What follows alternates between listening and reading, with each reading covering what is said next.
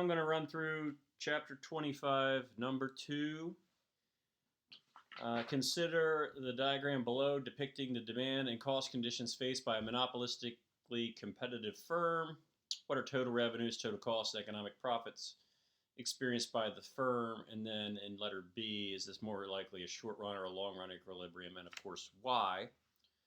So I pretty firmly believe that the best way to get to grasp these chapters is to repeatedly draw the things so that you ingrain in your memory um, what these curves look like.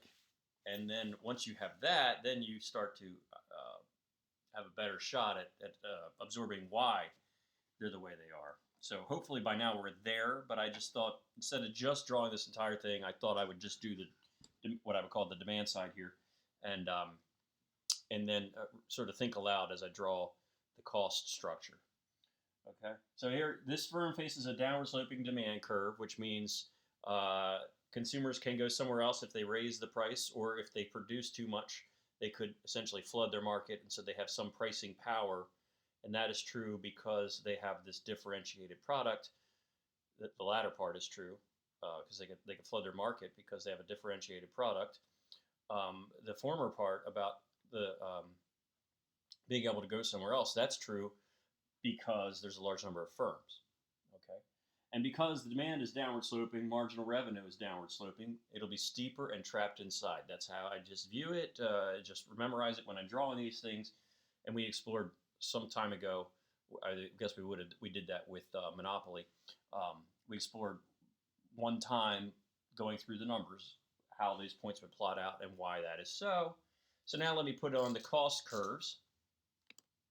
And as I look at what's in the book, I have to be careful that I intersect over these points in this case.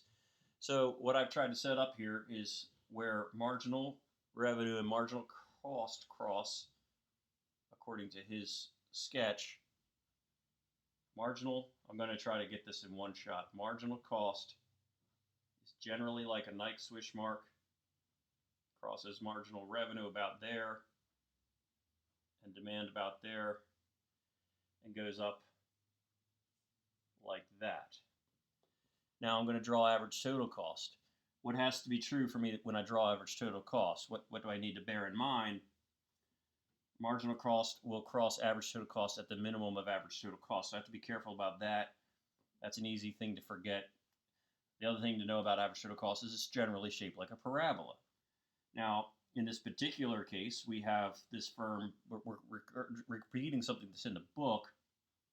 I almost gave away the answer to B here. So if I look at that, average total cost is crossed at its minimum by marginal cost, probably about there. And then the other characteristics of it, the way it's drawn, is that it comes out to be tangent to demand right about there. I think I got that pretty well nailed. So all I've done so far is just redraw what's in the book, but I think by doing that you get a better feel for how these things look, which might be in your interest, So since understanding this stuff is. So then we're asked basically how the firm is doing. That's sort of how I would summarize letter A, right? What do I need to know? What do I need to think about to answer the question of what they're doing and how they're doing? Marginal revenue, because marginal cost is where we would expect them to be producing.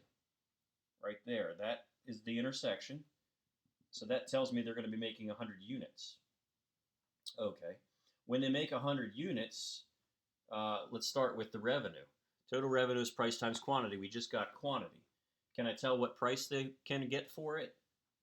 The demand curve tells me that. The demand curve represents the various prices and quantity combinations that the consumers are willing and able to purchase. There's the quantity. The price that the consumers are willing and able to pay is reflected by demand. So that's right there. That's what the demand curve tells us. So the price that consumers are willing and able to pay is 28. So total revenue is equal to the 100 units that a profit maximizing firm would produce times the $28 they can get per unit, I believe that's $2,800. Now, that's total revenue. Total cost is also necessary to see how they're doing. That is in terms of profit, right? Well, total cost is cost per unit times the number of units. And average total cost is a fancy way to say cost per unit. So look at where they are. They're going to produce 100 units. And because that is right there where average total cost and demand are tangent, that's also 28. So total cost is also 100 times 28, 2,800.